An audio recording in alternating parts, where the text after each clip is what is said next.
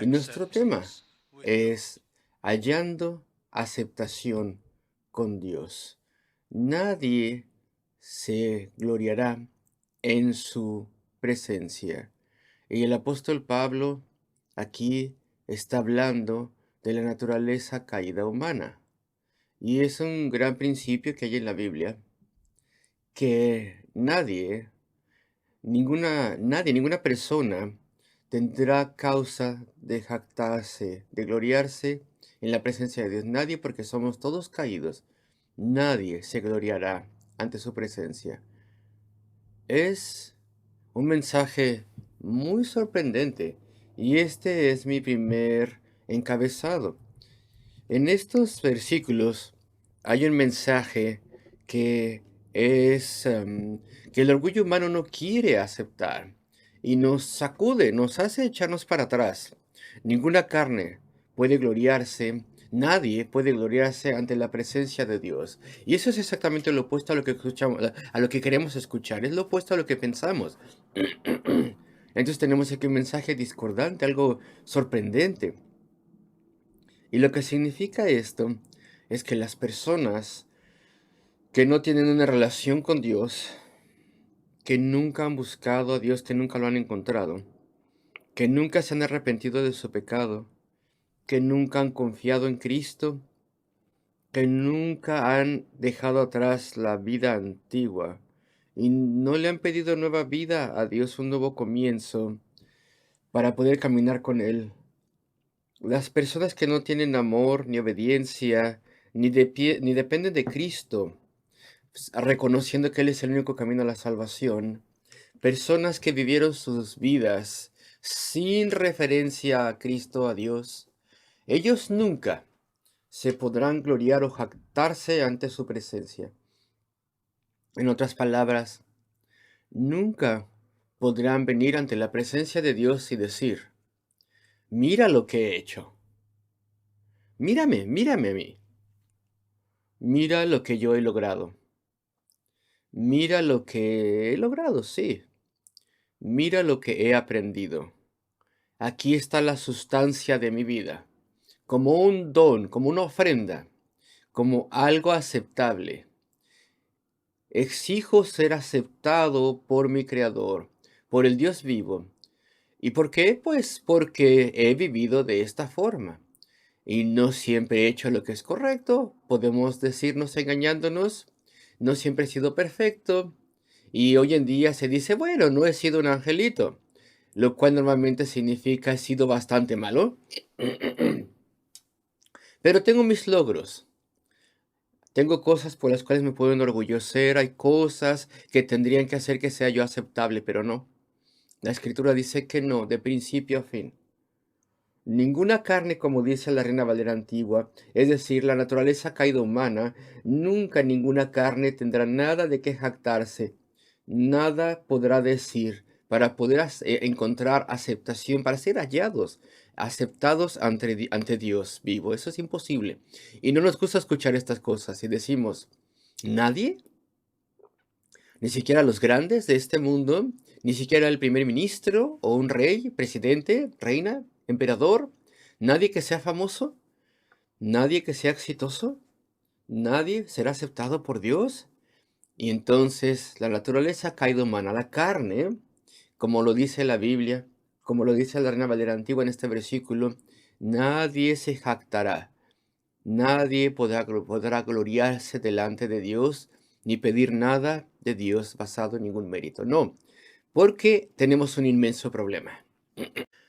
Hay un problema de relación. Hay un problema inmenso que nos aparta de Dios. Somos nosotros, de acuerdo como dice la Escritura, somos personas que hemos adorado y servido a la criatura más que al Creador. Hemos servido a la creación, a otras personas, a las cosas materiales, al presente. Esto ha sido nuestro mundo, nuestro ámbito, nuestro reino. Es todo para nosotros. Pero Dios no. El Creador no. Hay un problema de reconocimiento.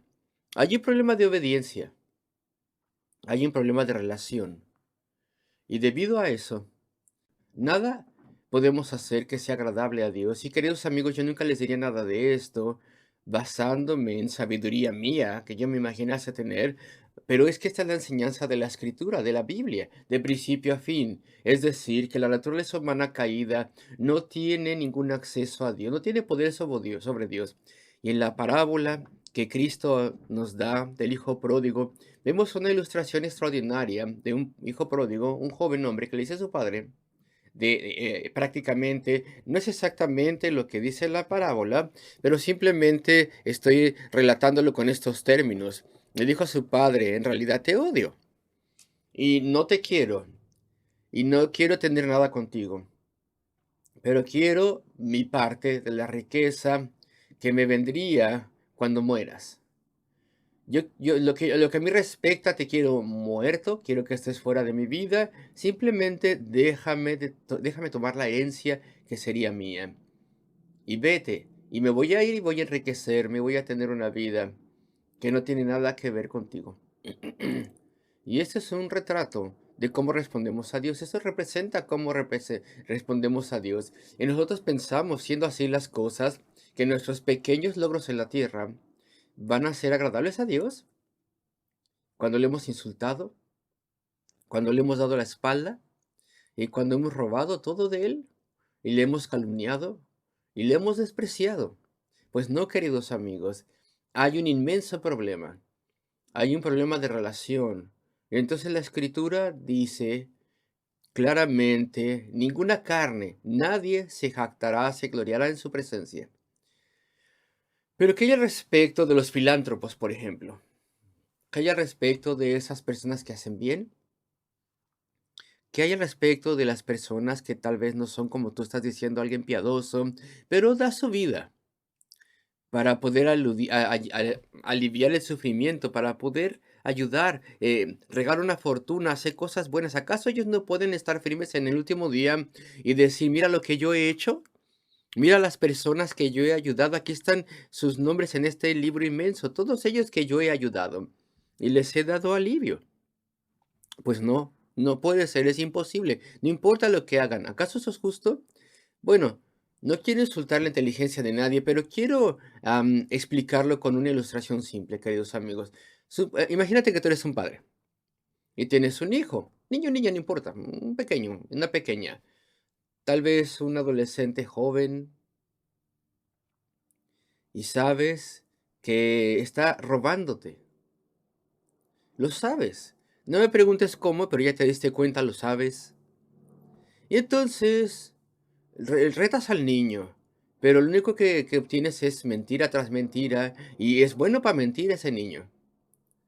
Y entonces te lleva por ahí a pasear lejos, es decir, está mintiéndote de forma astuta, de forma sutil, mintiéndote, y entonces tienes un problema. Y te sorprende y te horrorizas tal vez también porque eres su padre. Y puedes ver también que esto ya ha sido así durante mucho tiempo. Y eso es una situación profunda. Bueno, ok. Pero un día, ese niño o esa niña hace algo por ti.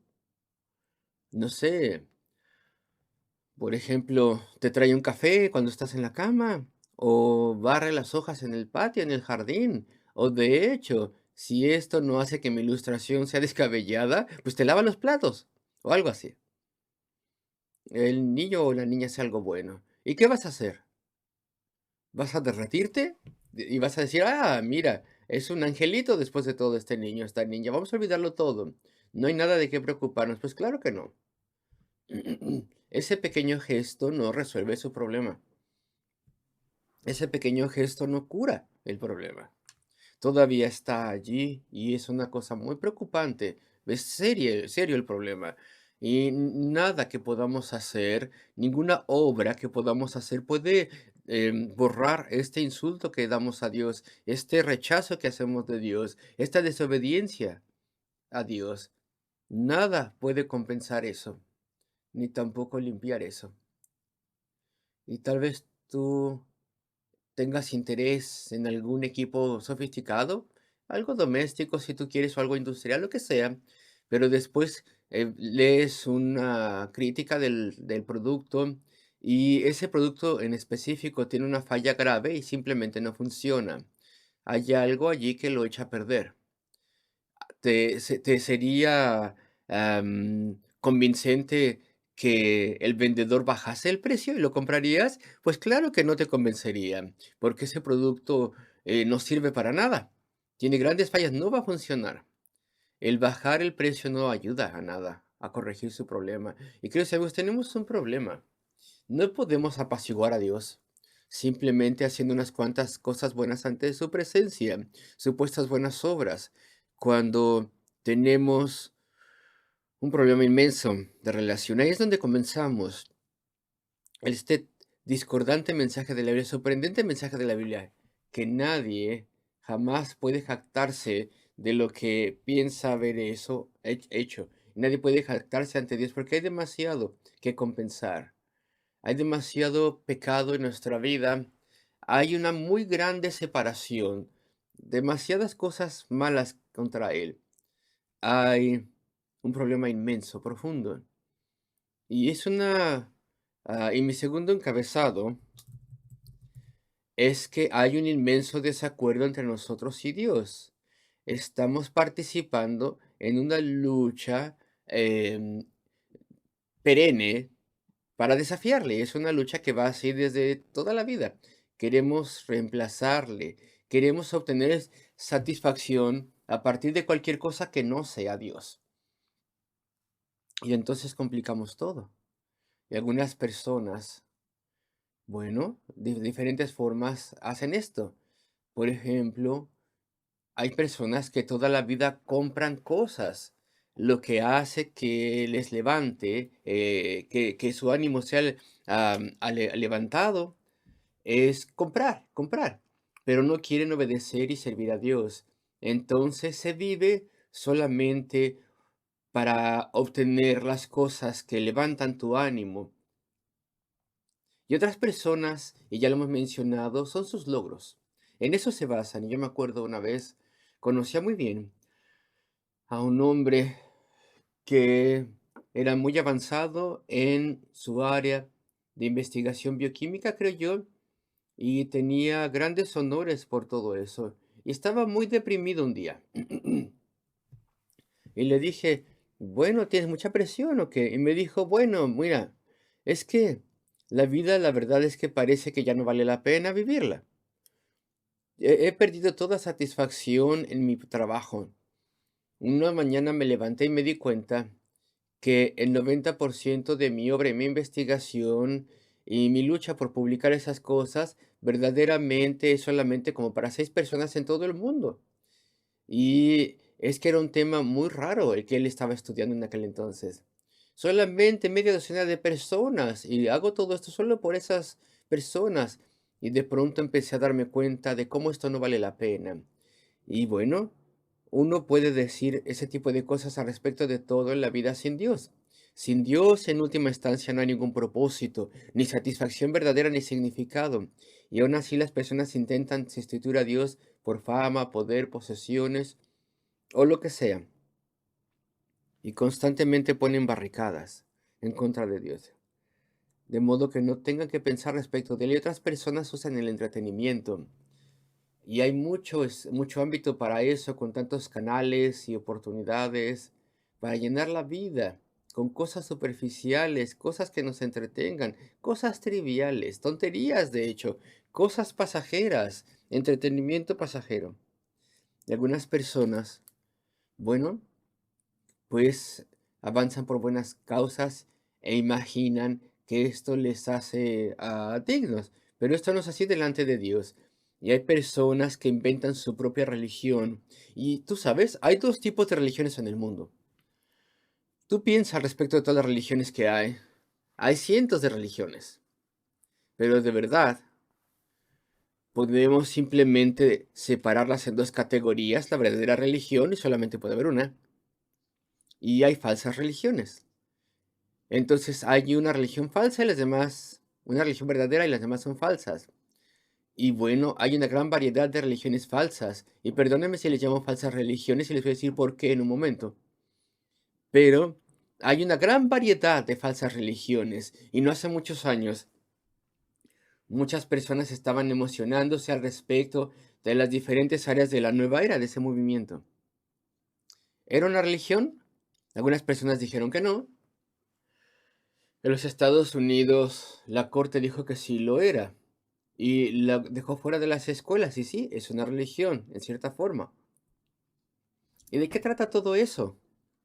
El desarrollo del potencial humano. Eso es lo único que voy a decir al respecto de ello, porque entonces trata al respecto de lo que uno puede lograr. Lo que uno puede lograr exactamente.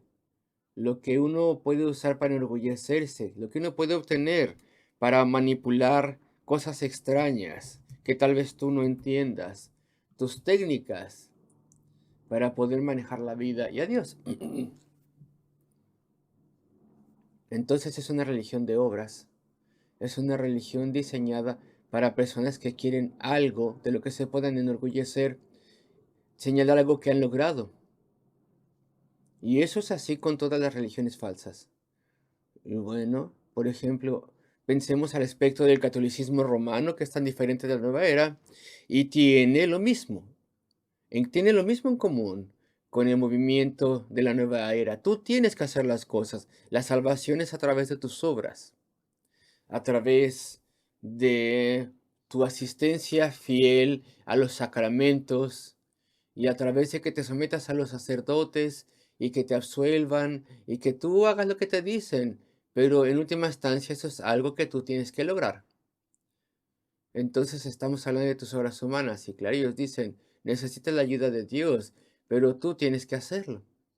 Eso es típico de la religión falsa.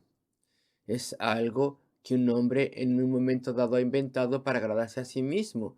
Algo que yo puedo lograr a través de mi fortaleza. Y podemos avanzar con eso. Y la religión occidental, oriental, perdón, con esas versiones modernas, por ejemplo, la meditación trascendental, dicen, encuentra el Dios que está dentro de ti a través de diferentes técnicas, repitiendo mantras, enfocando tu mente en ello, desarrollando algo que tú puedes lograr. Desarrolla la técnica para poder ponerte en contacto con la divinidad supuesta, ficticia que está dentro de ti. Y todo es algo que tú necesitas lograr. Entonces, toda religión humana es lo mismo. Es algo que nosotros podemos hacer. Y la verdadera religión, la única verdadera religión que Dios reveló a través de la revelación, a través de la escritura, es diferente de todo eso. Y dice, aquí en este versículo 29, por ejemplo, al fin de que nadie, ninguna carne, se jacte en su presencia. Necesitas salvación libre y gratuita proveniente de Dios. Necesitas perdón libre, absolución libre, la gracia de Dios libre para salvar tu alma y reconciliarte con Él.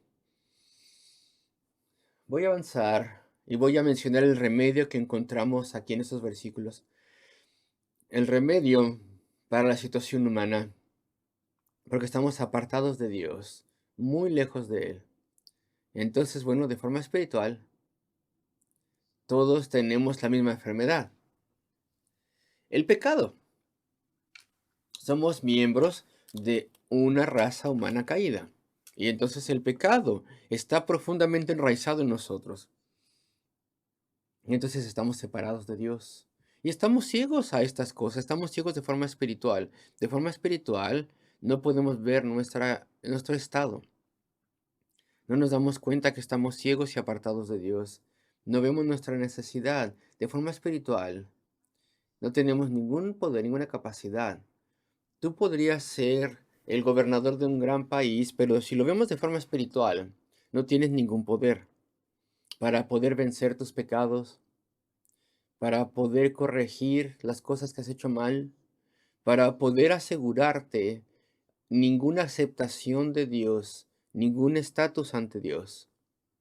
De forma espiritual, es todavía peor, porque no tienes ni ganas de hacer nada de esto, no tienes deseo de venir a Dios, incluso tienes temor de hacerlo, temor de tener que arrepentirte ante Dios, temor de tener que avergonzarte por tu pecado, temor de que tengas que ser cambiado por Él, de que Él te mejore y te cambie. Y es extraño lo que nosotros pensamos. Y nunca hemos aprendido a orar, nunca hemos aprendido a clamar a Él. Y yo me acuerdo del caso de un joven hombre cuyo padre era millonario, tenía muchos negocios. Y cuando su hijo cumplió 21 años,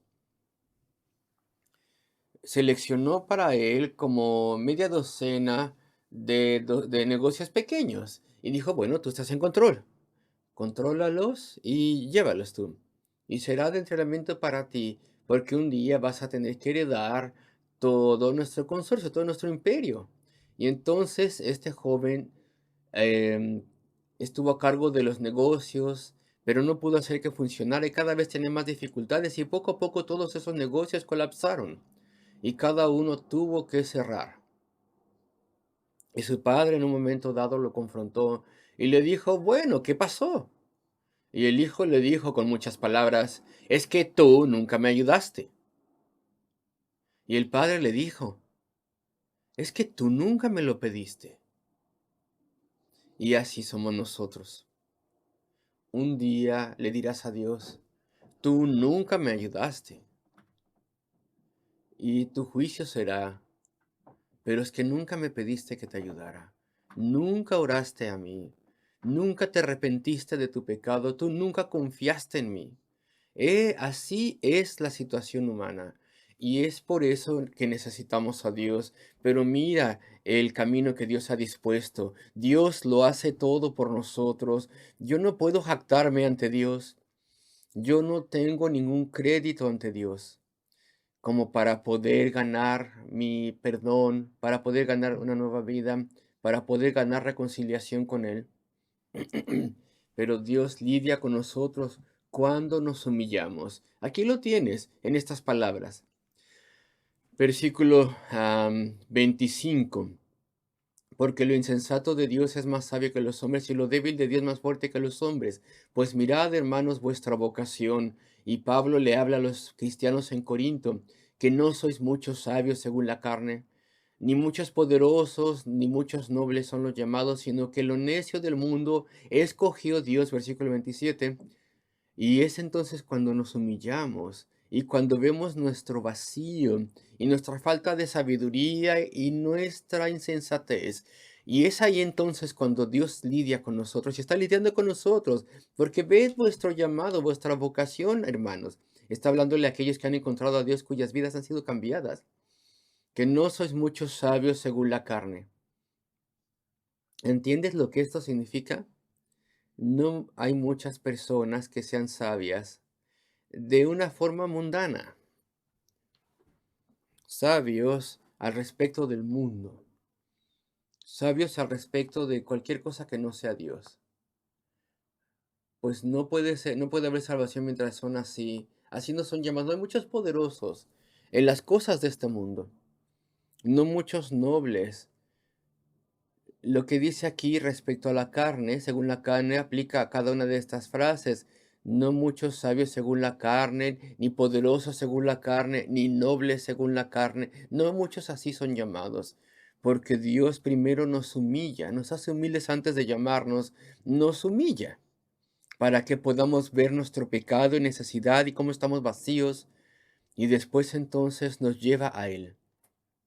Entonces dice aquí que, sino que lo necio del mundo escogió Dios, las personas que se humillan, y esto lo hizo así Dios para avergonzar a los sabios.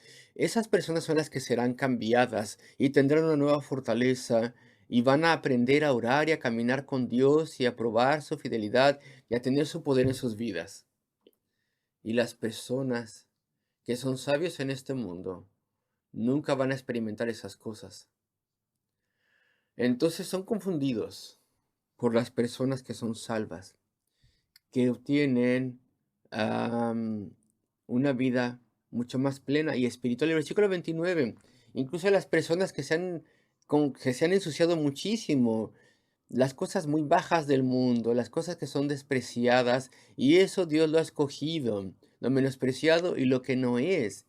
Cuando estamos pensando bien de nosotros y con orgullo y pensamos que podemos jactarnos delante de Dios, pues ahí no hay esperanza para nosotros. Porque la verdad es que Cristo debe hacerlo todo para poder producir nuestra salvación.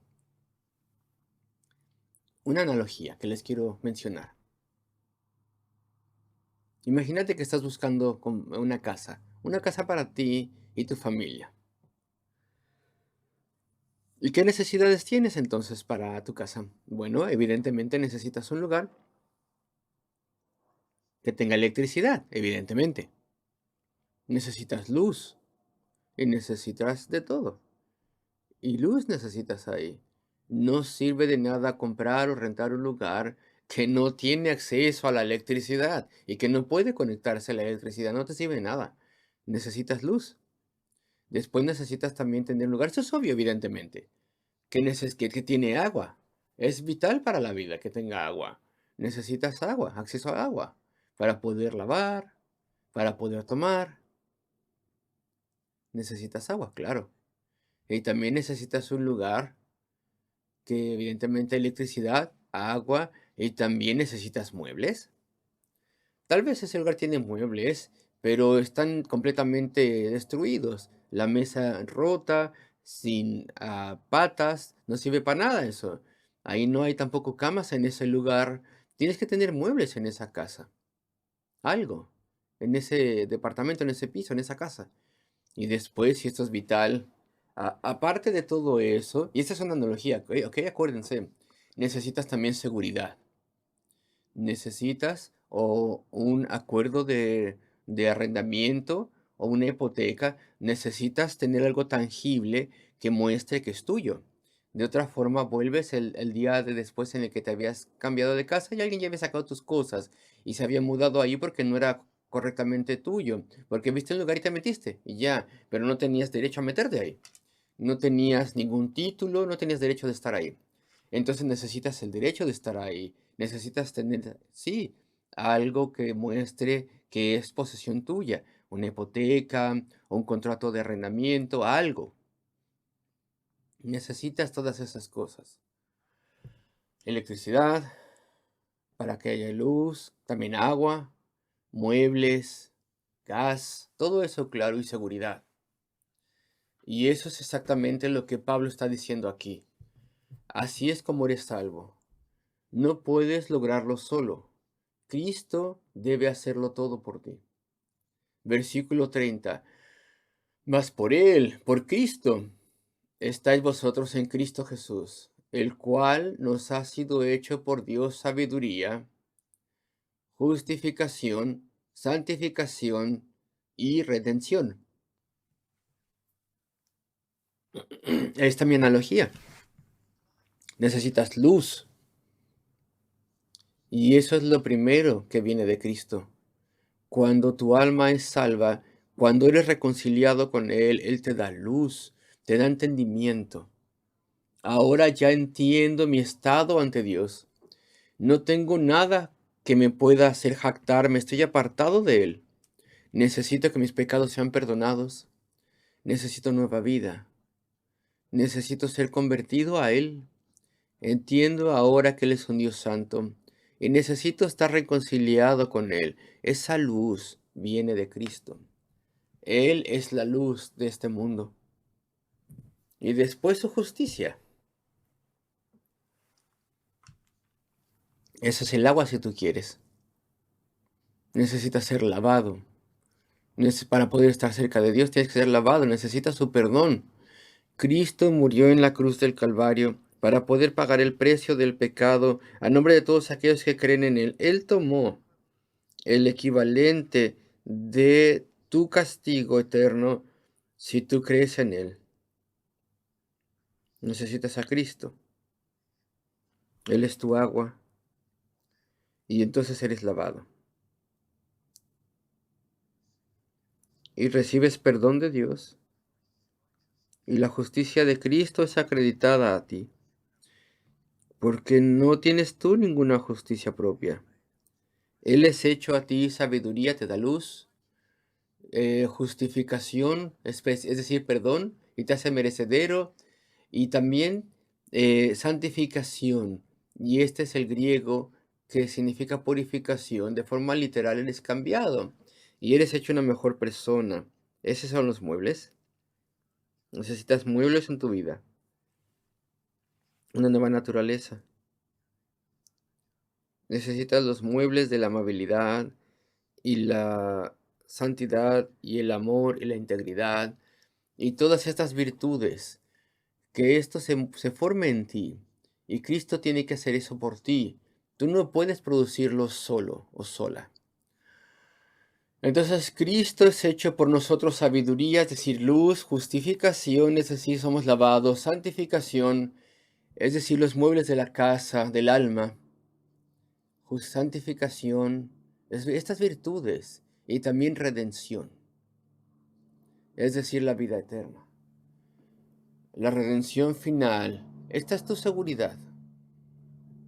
Sabes que estás a salvo.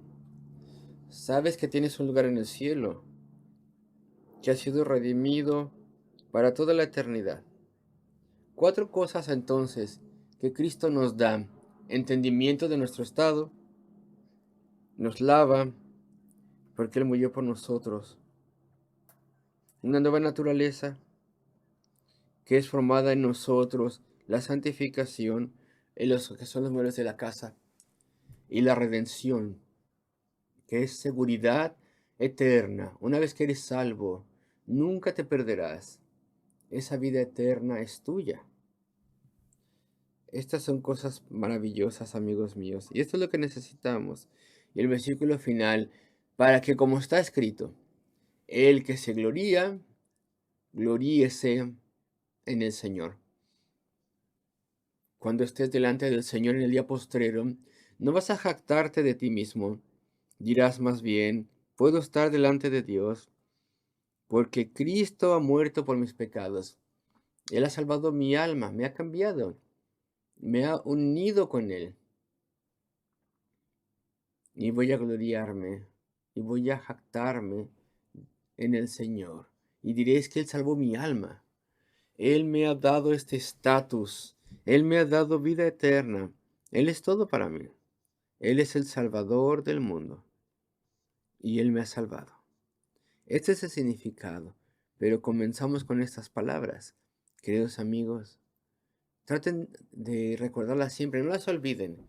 Que nadie, ninguna carne, se gloriará, se jactará en su presencia. Debes tener a Cristo y a su salvación.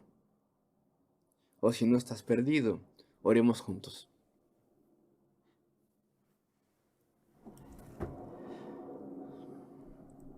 Oh nuestro Dios, Padre Celestial, míranos, Señor. Oh nuestro Dios, Padre Celestial, míranos, Señor, ayúdanos a todos. Bendícenos esta noche, muéstranos nuestra necesidad de Cristo, muéstranos a Cristo y lo que Él ha hecho, y su gloria y su amabilidad, y su poder salvífico. Y ven, lidia con nosotros, te pedimos, y pedimos esto en su nombre y por amor a Él. Amén.